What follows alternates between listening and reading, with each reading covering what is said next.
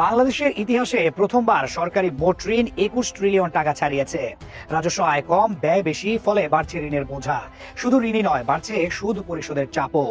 আন্তর্জাতিক ঋণদাতাদের সতর্কবার্তা এবং ভবিষ্যৎ ঝুঁকি এখন আলোচনার কেন্দ্রবিন্দুতে। কি আছে এই ঋণের পেছনের বাস্তব চিত্রে, কি বলছে পরিসংখ্যান ও বিশেষজ্ঞরা? অর্থ বিভাগের সদ্য প্রকাশিত ঋণ বুলেটিন বলছে ২০২৪ সালের জুন শেষে মোট ঋণ দাঁড়িয়েছে ২১.৪৪ ট্রিলিয়ন টাকা, যা এক বছর আগের তুলনায় প্রায় ১৪% বেশি। দীর্ঘদিনের রাজস্ব ঘাটতি এবং বৃহৎ উন্নয়ন প্রকল্পে ব্যয় বৃদ্ধি ঋণের এই দ্রুত বৃদ্ধির প্রধান কারণ।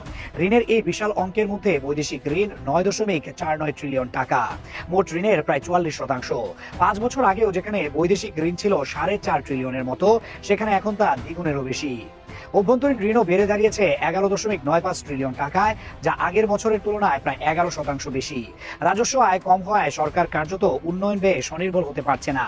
সিপিডির অধ্যাপক মুস্তাফিজুর রহমান বলেন, রাজস্ব বাজেটে উদ্বৃত্ত না থাকায় সরকারকে অভ্যন্তরীণ ও বৈদেশিক উভয় উৎস থেকেই ঋণ নিতে হচ্ছে। এতে একদিকে ঋণের বোঝা বাড়ছে, অন্যদিকে পরিশোধের চাপও বাড়ছে। বিদেশি ঋণের বেশিরভাগই এখন কঠোর শর্তযুক্ত, উচ্চ সুদ, স্বল্প গ্রেস পিরিয়ড এবং দ্রুত পরিশোধের বাধ্যবাধকতা যুক্ত। ঋণের পরিমাণ বাড়ার সঙ্গে সঙ্গে সুদ পরিশোধের ব্যয়ও দ্রুত বাড়ছে। গত অর্থ বছরে সরকার সুদ হিসেবে পরিশোধ করেছে ১,৩২,৪৬০ কোটি টাকা, যা আগের বছরের তুলনায় ১৭% বেশি। দেশীয় ঋণের সুদ ১৬% এবং বৈদেশিক ঋণের সুদ ২১% বেড়েছে। বাণিজ্যিক ব্যাংক থেকে নেওয়া ট্রেজারি বিল ও বন্ডের সুদ পরিশোধের পরিমাণ তো এক বছরে ৪৩% পর্যন্ত বেড়ে গেছে।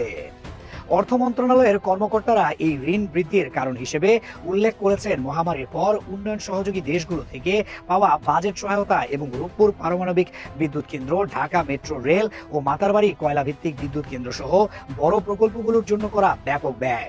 সেন্টার ফর পলিসি ডায়ালগের সিপিডির সম্মানিত ফেলো অধ্যাপক ডক্টর মুস্তাফিজুর রহমান বলেন, বর্তমান সময়ে সরকারি ঋণের ধারা বাংলাদেশের জন্য উদ্বেগজনক। রাজস্ব সংগ্রহে ধীরগতির কারণে রাজস্ব বাজেটে কার্যত কোনো উদ্বৃত্ত নেই, যার ফলে সরকার উন্নয়ন ব্যয়ের জন্য অভ্যন্তরীণ এবং বৈদেশিক উভয় ঋণের উপর নির্ভর করতে বাধ্য হচ্ছে। ফলস্বরূপ সামগ্রিক ঋণ বাড়ছে। উদ্বেগের বিষয় হলো অভ্যন্তরীণ ঋণের সুদের হারও এখন বেশি। একই সঙ্গে বিদেশি ঋণে অনুদানে খুব কম থাকে বা কোনো অনুদান থাকেই না। আর ঋণের বেশিরভাগ কঠিন শর্তের উচ্চ সুদ, পরিশোধের সময় কম আর স্বল্প সময়ে অর্থ